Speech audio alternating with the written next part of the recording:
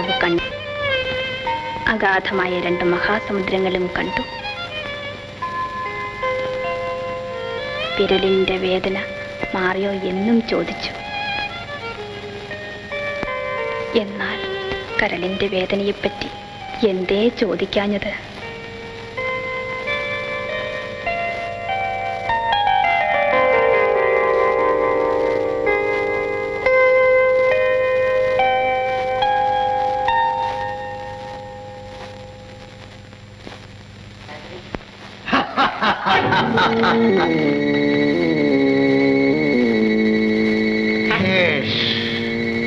അമ്മേ, എന്താടി?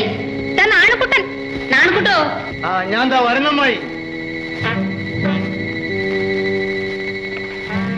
പപ്പു, ഒരു ഗ്ലാസ് വെള്ളം.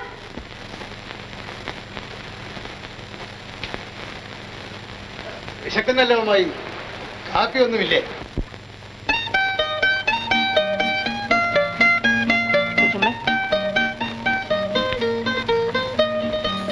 എടാ വട്ടെ, അമ്മ കാണണ്ട. ഈ 2 പൊതിക്കെട്ടിലും കൊണ്ടുപോയി ലതയ്ക്ക് സുമയ്ക്കും കൊടുക്കണം.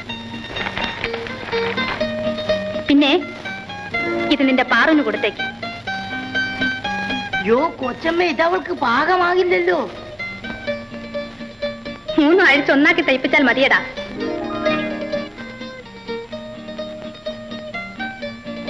കൈകൾ രണ്ടും കറുപ്പ്.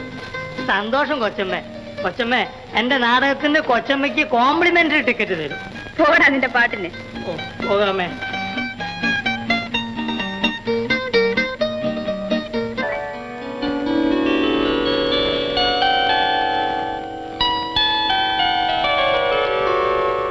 ശ്രീമതി.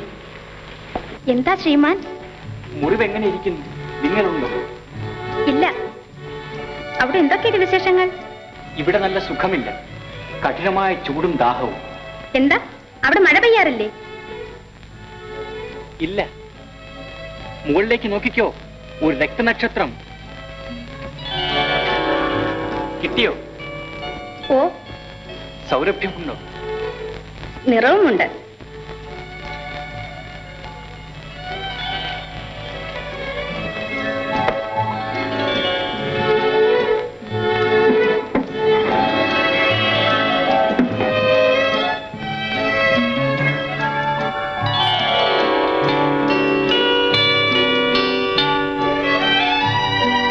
ശ്രീമതി,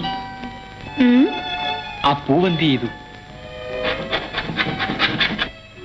ഏത് പൂ? രക്തനക്ഷത്രം പോലെ കടിം ചുവപ്പായ ആ പൂ. ഓ, അതോ? തിടുക്കപ്പെട്ട് അന്വേഷിക്കുന്ന എന്തിന്? ചവിട്ടി അരച്ച് കളഞ്ഞു എന്നറിയാൻ.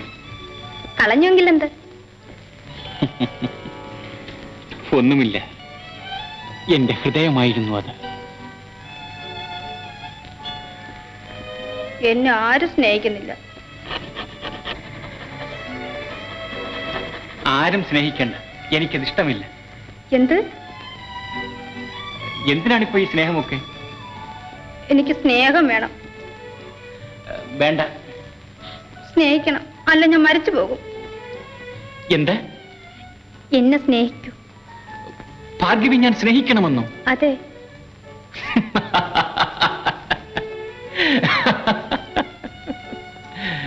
ഭാർഗവി, നിന്നെ ഞാൻ സ്നേഹിക്കുന്നു.